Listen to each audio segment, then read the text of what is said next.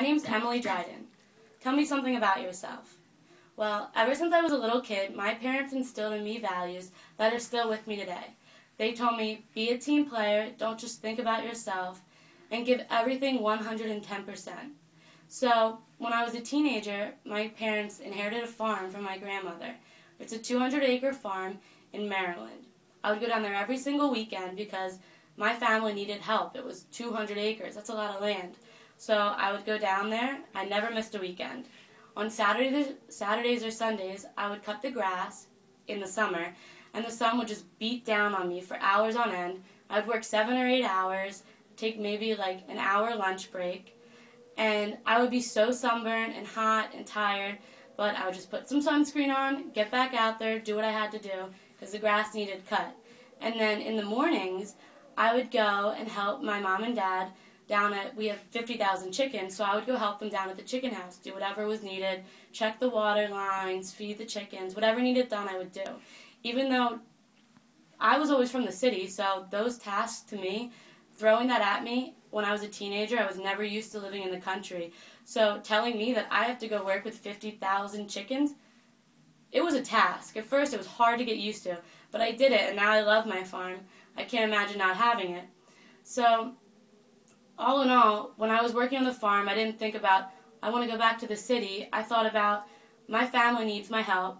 This is how we're making our living from now on. This is how I'm going to get my college paid for.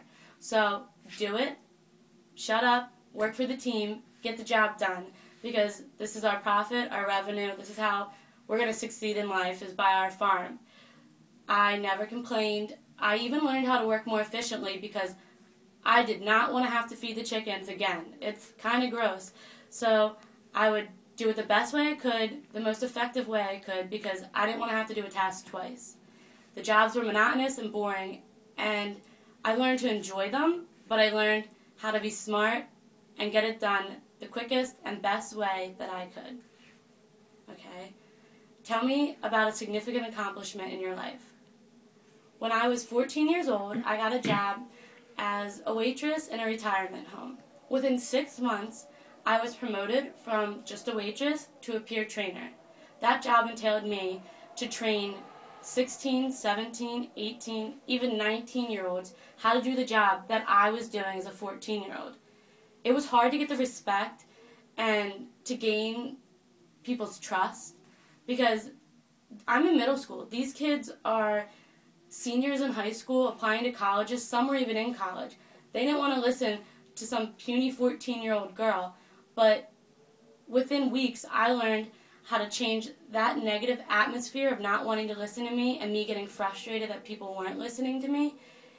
And I changed that into my team understanding what I was saying, why I was saying it, and they learned to trust me. Not that I was just going to boss them around because I had authority and was going wild, but because I saw the best for this restaurant. I understood that what you're doing at your tables is affecting what I'm doing at my tables. So anything that I saw that was out of place or needed done, I personally would go help them, go help and do the tasks that needed to be done. I would do it. I wouldn't complain. I wouldn't go ask somebody else to do it. If I saw it, why am I going to go tell somebody else to go fill the bread baskets? I can do it just as easily. I was a servant leader.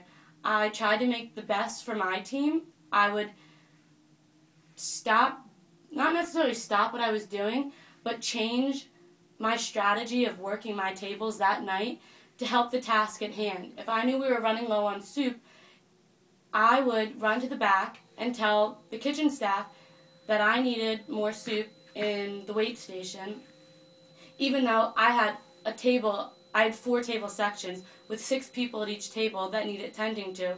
I would strategize, make time to go into the kitchen, tell the chef that what needed to be done because the whole restaurant benefited from it, not just me. All in all, that job was an experience that I would never take back. I loved working with the residents of the retirement home. I developed one-on-one relationships with these people. All around, I became a better communicator, a more efficient communicator, and I learned how to have one-on-one personal relationships with people that I have to work with every single day. And I enjoyed coming to work because I was able to build a family at my work and a team, a united team, because of my promotion that I had received. Okay. Tell me about something you have learned in class. Well, in my leadership and organizations class, the most fascinating fact I learned my entire semester was that I've been alive 175,000 hours. I'm only 19 years old, so that seems like a long time to me. I'm only going to be around about 500 more thousand hours. Most of that's going to be sleeping, and 100,000 is going to be working. So why not do something that I love? Why not be excited to go to work every day, get out of bed and cannot wait to go to the office and talk to people and finish doing what I was doing yesterday and just do my accounting job. I cannot wait until I have the opportunity to work for your company. When I was a little kid, I always wanted to work in the communication industry. I wanted to work within the television industry. I wanted to just be involved in that. I just thought about it as such a glorified job. To be able to work with something that millions of people are watching on TV, I was fascinated. But recently I've been reading in the Wall Street Journal that the television industry isn't doing as well as it was 5 years ago. The percentage of people watching live shows now has dropped drastically over the past 5-6 years. And that was shocking to me because I know I watch TV every night, so it was just mind-boggling to me. And then I continued to read more about this because I became really invested in this topic, and I learned the reason why the percentage of people of watching TV is dropping isn't because they're not watching TV. It's because we've come out with digital recording devices that can record your show at 11 o'clock at night when you're sleeping, and you can watch it tomorrow when it's convenient for you.